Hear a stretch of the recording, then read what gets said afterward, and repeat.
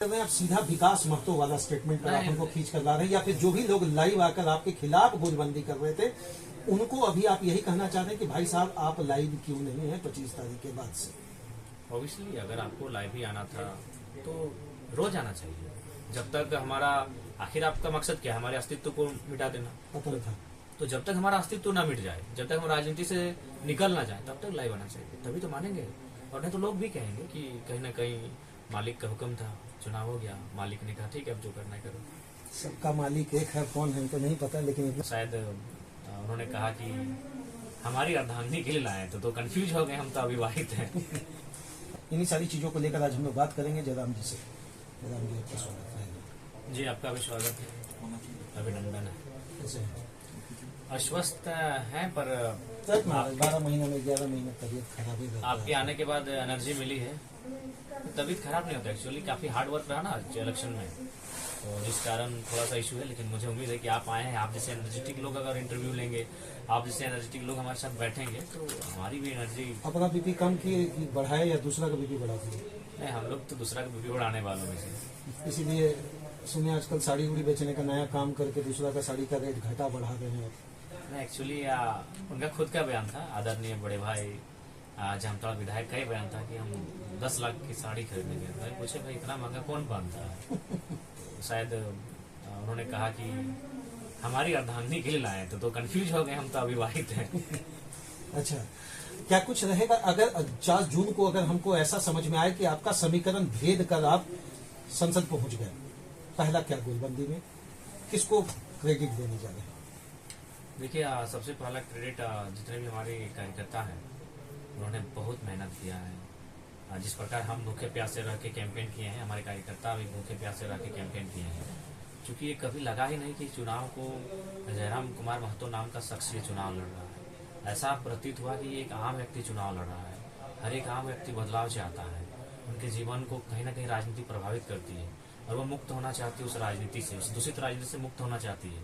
इसलिए आज वो युवाओं पर उम्मीद जता रही है, उन युवाओं पर जो अभी नए नए राजनीति में आए हैं, नए नवेले हैं, अभी सीख रहे हैं। अच्छा, 2024 में इस बार जो समीकरण देखे पुरुषों का कम दिखा वोटिंग और महिलाओं का वोटिंग का आगाज ज्यादा दिखा, क्या कुछ समझे इसको?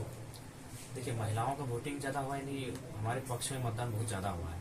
और लगातार हम लोगों ने भी गोलबंदी किया है महिलाओं को लेकर कि आपको घर से बाहर आना होगा, जो घर की जिम्मेवारी है उनको संभालने के साथ साथ आपको राजनीतिक पगडंडियों में कदम रखना होगा, आपको राजनीतिक चर्चाओं में भाग लेना होगा। जब आधी आबादी राजनीतिक परिचर्चा में भाग लेगी तो निश्चय ही देश आगे की ओर बढ़ेगा। जयराम भाई, टुंडी हम गए थे, वहाँ एक जगह है जीतपुर, बंगारो, ये सब जगह पर क्या कुछ दिए थे साइनाइड ड्रग्स टाइप का? कोई कुछ सुनना ही नहीं चाह रहा था आपके अगेंस्ट, तो बोले कि अगर दूसरा के बारे में बात करेंगे तो हम बातों ना करो। ये क्या स्टेटमेंट है?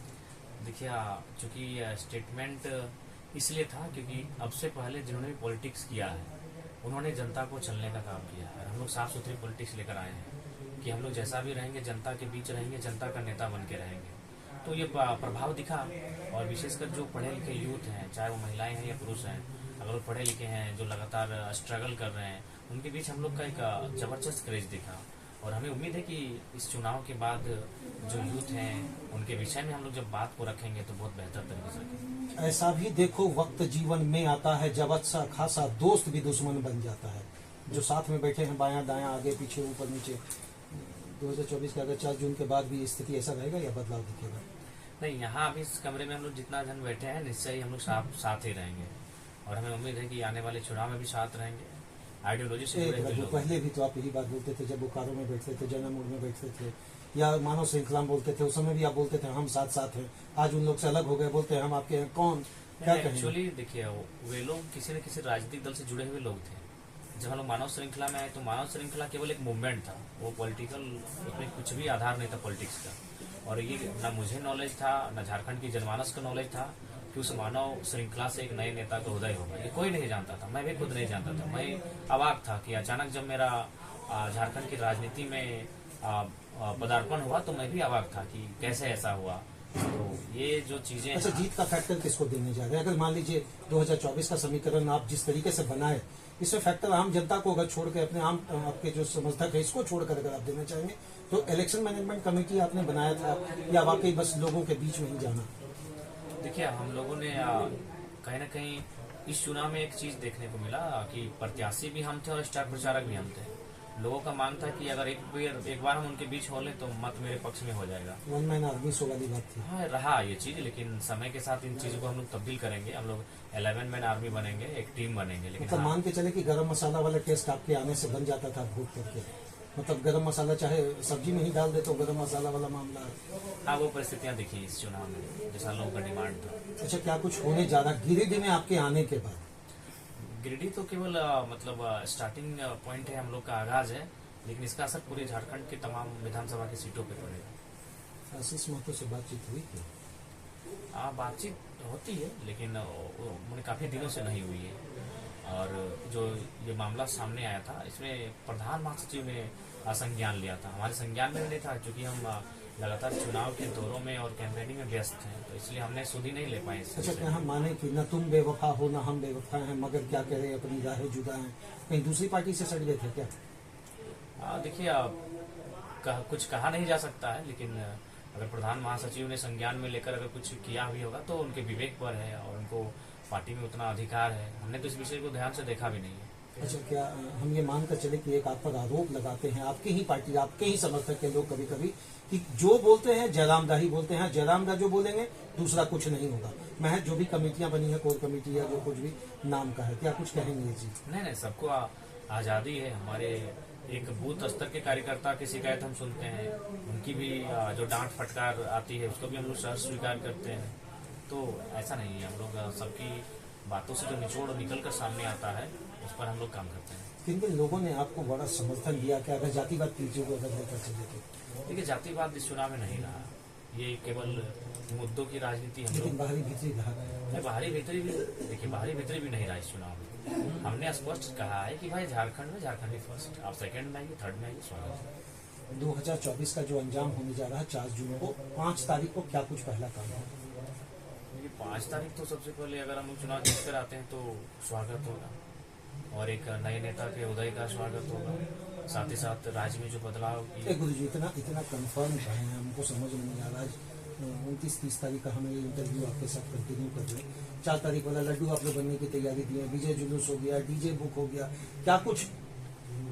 देखिए चारों तरफ से जो जनादेश आ रहा है, देखिए हम लोग पहला बात है 4 तारीख को ही रिजल्ट सामने आएगा, और ऐसा नहीं कि बाकी जो प्रत्याशी चुनाव लड़े हैं वो भी जीतने के लिए ही लड़े हैं, लेकिन जो चारों तरफ का माहौल बन के सामने आ रहा है और बाकी जो प्रत्याशी कैमरे के सामने अभी तक नहीं आ पाए हैं, प्रेस में नहीं आ पाए हैं, तो आकलन हो चुका है। 1% अगर हम मानकर चले कि कहीं से एक पॉसिबिलिटी होगी 1% आप मिस कर गए, तो वैसे कंडीशन में अपने लोगों को क्या कहेंगे? धैर्य रखें या आपा खोलें? नहीं, आपा कोई नहीं खोलेगा। हम लोग तो यही मैदान में आए हैं, अभी बहुत लंबी पारी खेल ली है, इस राज्य की तस्वीर को बदलनी है, तकदीर को बदलनी है लोगों की, ये स्टार्टिंग पीरियड है। चलिए, एक अंतिम प्रश्न रहेगा। 14 लोकसभा के लोग यहाँ से जीतकर पहुंचेंगे, भगवान करे आप भी उसमें संख्या में आए, तो वो 14 लोगों के साथ समीकरण वहाँ संसद में किस तरीके का होगा? वहाँ भाईचारा प्रेम वाली बात होगी या झारखंडियत की बात होगी, या वाकई जिस तरीके से आपने ललकारा है उन्हें वहाँ भी वही बेहतर चलेगा? देखिए सबसे पहली बात है, अगर वो झारखंडियत मुद्दों पर वहाँ प्रश्न करेंगे, झारखंडियत मुद्दों पर चर्चा करेंगे, हम साथ रहेंगे, लेकिन अगर झारखंडियत मुद्दों से पीछे हटेंगे तो फिर उनके बारे में पूरे देश को बताएंगे। चलिए, माननीय प्रधानमंत्री के साथ बैठने का, एक साथ नहीं बैठने का, बगल वाले टेबल पर बैठेंगे या पीछे बैठेंगे, दायां बैठेंगे, एक बात है कि सीधा इन पर इनके जितने समर्थकों के बीच की गोलबंदी रही दिल्ली पहुंचाने की बात है। आगाज एक ही है, अंजाम का परवाह बिना किए इन्होंने जिस तरीके से लोगों के बीच में अपना बात रखा है, समर्थकों के साथ इन्होंने प्राइमरी धन्यवाद अभी दे दिया है। बस एक अंतिम प्रश्न के साथ वाइंड अप करेंगे। कौन अपना कौन पर आया? देखिए सबसे समय ही सब कुछ है, समय और परिस्थितियां ही तय करती हैं, और मुझे लगता है कि कुछ लोग ऐसे हैं जो शायद चाहते हैं कि डैमेज करने का प्रयास भी किया, लगातार लोगों को दिग्भ्रमित करने का प्रयास किया, सोशल मीडिया के प्लेटफॉर्म का बखूबी इस्तेमाल किया, और अभी हमको लगता है चुनाव के बाद वे शांत हो गए। ये सवाल हमें भी लोगों ने कहा था कि लोग बड़ी लाइव आ रहे हैं, तो हमने कहा बस वो वोटिंग के लाइव की बात कर रहे हैं आप, सीधा विकास महतो वाला स्टेटमेंट पर आप उनको खींच कर ला रहे हैं, या फिर जो भी लोग लाइव आकर आपके खिलाफ गोलबंदी कर रहे थे उनको अभी आप यही कहना चाहते हैं कि भाई साहब आप लाइव क्यों नहीं है 25 तारीख के बाद से? ऑब्वियसली अगर आपको लाइव ही आना था तो रोज आना चाहिए, जब तक हमारा, आखिर आपका मकसद क्या है? हमारे अस्तित्व को मिटा देना। पतन था। तो जब तक हमारा अस्तित्व ना मिट जाए, जब तक हम राजनीति से निकल ना जाए, तब तक लाइव आना चाहिए, तभी तो मानेंगे। और नहीं तो लोग भी कहेंगे कि कहीं ना कहीं मालिक का हुक्म था, चुनाव हो गया, मालिक ने कहा ठीक है अब जो करना है करो।